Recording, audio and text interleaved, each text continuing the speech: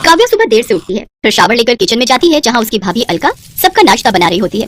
काव्या उससे जाकर कहती है, भाभी मेरे लिए कप कॉफी बना दो। अच्छा वैसे आज ब्रेकफास्ट में क्या बनाए? मेथी के पराठे और बूंदी रायता। क्या मेथी के पराठे? ओह नो भाभी, वो एक्चुअली मैं आपको बताना भूल गई। भैया को ना पनीर सैंडविच बहुत पसंद है और वो भी काली मिर्च स्प्रिंकल किया हुआ। संडे को ज्यादातर वो वही खाना पसंद करते हैं, तो आप उनके लिए वही बना दो। अच्छा ठीक है दीदी, मैं उनके लिए सैंडविच बना देती हूँ। अलका एक सुंदर, सुशील और संस्कारी लड़की थी। उसकी यही खूबी अलका के पति प्रांजल को भा गई और सबकी रजामंदी से वो उसे ब्याह कर घर ले आया। लेकिन काव्या को अलका से हमेशा चिढ़ रहती थी। वो अपनी भाभी को नीचा दिखाने से बाज नहीं आती थी। काव्या के कहने पर कुछ देर बाद अलका सबके लिए नाश्ता लेकर आती है, जिसमें प्रांजल के लिए वो पनीर सैंडविच काली मिर्च स्प्रिंकल डला हुआ उसे परोसती है। अरे वाह, paneer sandwich, thank you Alka, मेरा कब से मन कर रहा था इसे खाने का, थैंक यू सो मच। प्रांजल जैसे ही सैंडविच मुंह में डालता है उसे जोर जोर से छींकें आनी शुरू हो जाती हैं। ये देखकर अलका की सास जानकी गुस्से में आ जाती है। अरे क्या हुआ बेटा तुझे? बहू तूने इसमें कहीं वो काली मिर्च तो नहीं डाल दी? हाँ माँ जी डाली है। अरे तेरा दिमाग खराब है क्या? तुझे पता नहीं मेरे बेटे को काली मिर्च से एलर्जी है? अब खड़ी खड़ी मेरी शक्ल क्या देख रही है? जा जल्दी से डॉक्टर को फोन करके बुला। कुछ देर बाद डॉक्टर घर आता है और उसे दवाई देकर चला जाता है। क्यों री, क्या जरूरत थी काली मिर्च डालने की? तेरे कारण मेरे बेटे का छींक छींक कर हालत खराब हो गई। लेकिन माँ जी मुझे तो काव्या दीदी ने कहा था डालने को। हे भगवान, देखो तो कैसे झूठ बोल रही है। अरे शर्म नहीं आती अपना किया मुझ पर थोपते हुए? भला मैं अपने इकलौते भाई के साथ ऐसा क्यों करूंगी भाभी? आज के बाद ऐसी गलती कभी मत करना, नहीं तो मुझसे बुरा कोई नहीं होगा, समझी? अलका बेचारी चुप रह जाती है और सब कुछ चुपचाप सुन लेती है। ऐसे ही समय बीतता है। घमंडी ननद बार बार अपनी संस्कारी भाभी को नीचा दिखाने का कोई मौका नहीं छोड़ती। ऐसे ही एक रोज काव्या कॉलेज से घर आती है। भाभी जरा मेरे लिए कप चाय लेकर आना, मेरे सिर में बहुत दर्द हो रहा है। कुछ देर बाद अलका चाय लाकर अपनी ननद को देती है, फिर घर के बाकी कामों में लग जाती है। लेकिन तभी अचानक काव्या गुस्से में चिल्लाते हुए कहती है, माँ माँ ये देखो तो तुम्हारी लाडली बहू ने क्या किया है। क्या हुआ मेरी बच्ची, तू इतने गुस्से में क्यों है? चाय अच्छी नहीं बनी क्या?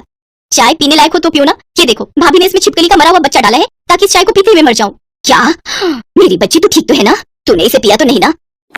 लेकिन ये कैसे हो सकता है? मैंने तो खुद कप धोया था और चाय भी छान कर दी थी। ना जाने ये आखिर चाहती क्या है? पहले तो जानबूझकर मेरे बेटे को काली मिर्च देती है और अब मेरी बेटी को चाय में मरी हुई छिपकली। क्यों री, तू मारना चाहती है हम सबको?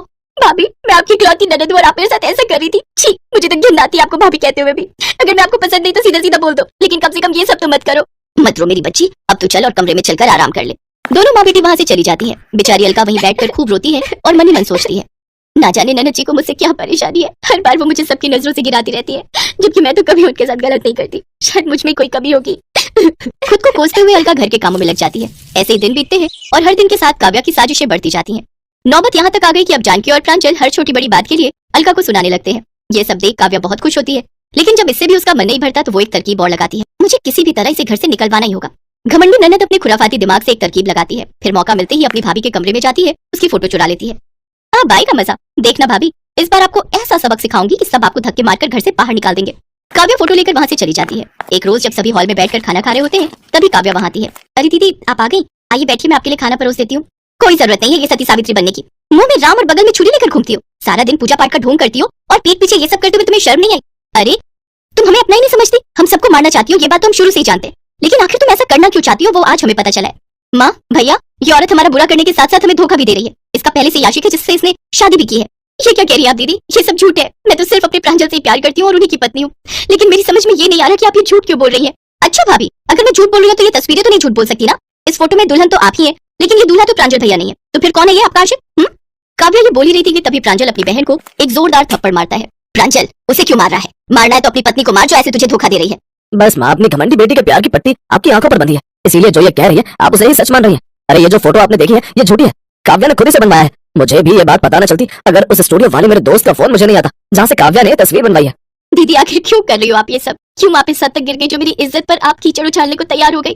क्योंकि आपकी और भैया की लव मैरिज हुई थी। मैं भी एक लड़के को बहुत प्यार करती थी। जब मैंने माँ और भैया को उसके बारे में बताया तो उन्होंने हमारी शादी से साफ इनकार कर दिया, लेकिन आप दोनों की शादी के लिए ये दोनों झट से मान गए। आखिर क्यों? क्या मैंने झूठा प्यार किया था? लेकिन आज मैंने जो कुछ भी किया वो सब करके मुझे बहुत अच्छा लगा। इसके बाद अलका सबसे कहती है, माँ जी प्रांजल ये आपने ठीक नहीं किया। अगर दीदी किसी को पसंद करती है तो इसमें गलत क्या है? प्रेम तो इस दुनिया का सबसे खूबसूरत रिश्ता है, फिर प्यार करने वालों से ऐसी नफरत क्यों? मेरे कहने पर आप उस लड़के से मिल लीजिए और दोनों की बात आगे बढ़ाइए। अपनी भाभी की बात सुनकर काव्या को अपने किए पर बहुत पछतावा होता है। काव्या अपने किए के लिए अपनी भाभी अलका से माफी मांगती है। मुझे माफ कर देना भाभी, मैंने तुम्हारे साथ कितना गलत किया, लेकिन फिर भी तुमने मेरे बारे में इतना सोचा। अलका काव्या को माफ कर देती है और उसे गले लगा लेती है, जिसके बाद प्रांजल और जानकी को भी अपनी गलती का एहसास होता है और वो भी काव्या से माफी मांगते हैं। साथ ही काव्या की शादी उसके मनपसंद लड़के से करवा देते हैं। 2 दिन बाद सोनिया की शादी थी, पर वो अपनी शादी को लेकर बहुत घबराई हुई थी। भाभी मुझे तो बहुत घबराहट हो रही है, मैं शादी के बाद सब कुछ कैसे संभाल पाऊंगी? आपने तो यहाँ आकर सब कुछ मैनेज कर लिया। सोनिया ऐसी कोई बात नहीं है, तुम भी अपने ससुराल में बहुत अच्छे से सब कुछ संभाल लोगी, मैं ये बात अच्छे से जानती हूँ। और फिर मैंने तो इसीलिए अच्छे से मैनेज कर लिया क्योंकि यहाँ पर तुम सब बहुत अच्छे हो, मुझे अच्छे से समझते हो, सबने मुझे बहुत सपोर्ट किया। और जहाँ तक मैं जानती हूँ तुम्हारे ससुराल में सब अच्छे ही होंगे और आलोक जी का नेचर तो बहुत अच्छा है, तुम भी सबके दिलों में अपने लिए जगह जरूर बना लोगी। थैंक यू भाभी, थैंक यू सो मच। मेरी गुड़िया रानी कितनी जल्दी बड़ी हो गई, जैसे कल की ही बात हो। आंगन में इधर उधर खेलती दौड़ती भागती हुई, कभी इधर छुप जाती थी, कभी उधर छुप जाती थी। मेरी बच्ची कब बड़ी हो गई पता ही नहीं चला। कल मेरी बच्ची अपने ससुराल चली जाएगी। माँ, आपके आंसू निकले तो फिर मुझे भी रोना आ जाएगा।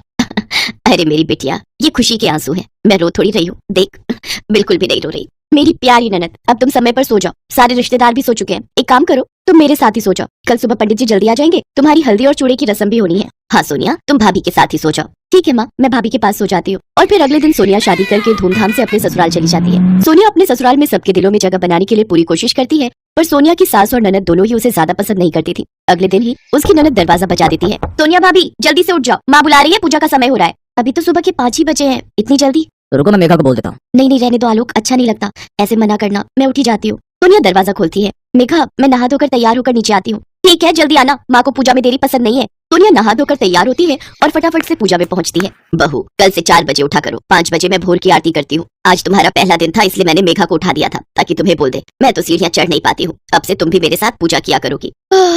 माँ, मैं सोने जाऊँ? अब तो भाभी उठकर आ गई है। हाँ हाँ, तू जा सोने, मैंने तुझे नींद से उठा दिया। मेरी बच्ची, तुझे कॉलेज भी जाना होता है, जा तू जाकर आराम से सो, फिर मैं तुझे 8 बजे उठा दूंगी।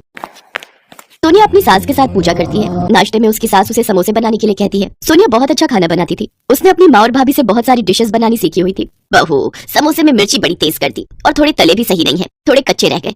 थोड़ा धीमी आंच पर तलती तो और कुरकुरे बनते। खैर, अभी तो धीरे धीरे तुम इस घर के रहन सहन और खान पान को समझ ही जाओगी। मम्मी, मैं लेट हो रही हूँ, मैं कॉलेज जाती हूँ। ठीक है बेटा, टाइम से घर आ जाना। मम्मी, आप भूल गए हो, आज मेरी फ्रेंड का बर्थडे है, मुझे आने में लेट हो जाएगा।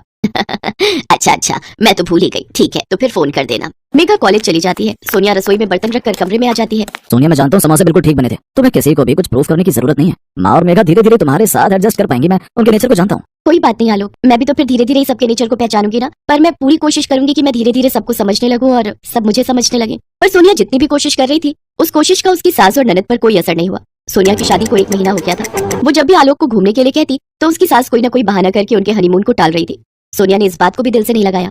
वो फिर भी सबकी इज्जत करती, सबकी देखभाल करती, सबका पूरा ख्याल रखती। जो भी गुण अच्छी बहू में होने चाहिए वो सब सोनिया में पूरी तरह से थे। वो अपने आप को एक अच्छी बहू साबित करने की कोशिश में लगी हुई थी। पर एक दिन तो हद ही हो गई। सोनिया पड़ोस में रहने वाले एक लड़के से बातें कर रही थी। बातों ही बातों में सोनिया थोड़ी हंस पड़ी। कॉलेज से आते हुए उसकी ननद मेघा ने उसे एक लड़के से बात करते हुए देख लिया और जाकर सीधा ये बात अपनी माँ को बता दी। माँ, लगता है भाभी में बिल्कुल भी तमीज नहीं है। पड़ोस में रहने वाला वो रघु है ना, उससे हंस हंस के बातें कर रही थी। तुम जानती हो ना रघु कैसे स्वभाव का है, पूरे मोहल्ले का बिगड़ा हुआ लड़का है। क्या बहू रघु से बात कर रही थी? अभी इसकी खबर लेती हूँ। सोनिया अब तक अपनी ननद की सारी बात सुन चुकी थी। अब सोनिया की सहनशीलता भी जवाब दे रही थी। क्या बात है बहू, ये हमारे घर की बहू के अच्छे संस्कार वाली बात नहीं है। तुम किसी गैर मर्द के साथ हंस हंस के बातें कर रही हो। पता है मोहल्ले में कितनी बदनामी हो जाएगी, कुछ तो समझा करो। तुम इस घर की नई नवेली बहू हो। बस माँ जी, बहुत हुआ, आप दोनों मेरा बहुत अपमान कर चुके हो। अरे वो पड़ोस में रहने वाला रघु, मैंने उससे बात क्या कर ली, आप तो मेरे ऊपर लांछन लगा रहे हो। आपको पता भी है रघु कौन है? वो बचपन में मेरे स्कूल में पढ़ता था। वो मेरी सहेली का बॉयफ्रेंड है, मेरी बेस्ट फ्रेंड श्वेता का। वो तो हम बचपन की किसी बात पर हंस पड़े थे। खैर, मैं आप दोनों को सफाई क्यों दे रही हूँ, मुझे यहाँ रहना ही नहीं है। मैं अपनी मम्मी के घर जा रही हूँ, आलोक आए तो आप उसे बता देना। सोनिया गुस्से में अपना पर्स उठाती है और अपनी मम्मी के घर आ जाती है। उसकी सास और ननद घबरा गए थे क्योंकि आलोक के आने के बाद वो क्या ही जवाब देते कि उन्होंने ऐसी क्या गलती की जिसकी वजह से सोनिया घर छोड़कर चली गई। उधर सोनिया भी रोते हुए अपनी माँ और भाभी को सारी बात बताती है। भाभी, मैंने उस घर में आपकी तरह जगह बनाने की बहुत कोशिश की, पर नहीं, माँ जी और मेघा उन दोनों ने मेरा अपमान किया, मेरे चरित्र पर उंगली उठाई। क्या आपको लगता है कि मुझे उस घर में रहना चाहिए, वापस जाना चाहिए? सोनिया, रो मत मेरी प्यारी ननद, मैं आलोक जी से बात करूंगी। तुम्हारे भैया और मैं दोनों मिलकर उनसे बात करने जाएंगे। बहू बिल्कुल ठीक कह रही है। अरे हमने अपनी बेटी दी है तो ये थोड़ी है कि हमारा कोई सम्मान नहीं है। हमने अपनी बेटी को अच्छे संस्कार दिए हैं और वो मेरी बेटी पर इस तरह के लांछन लगा रही है।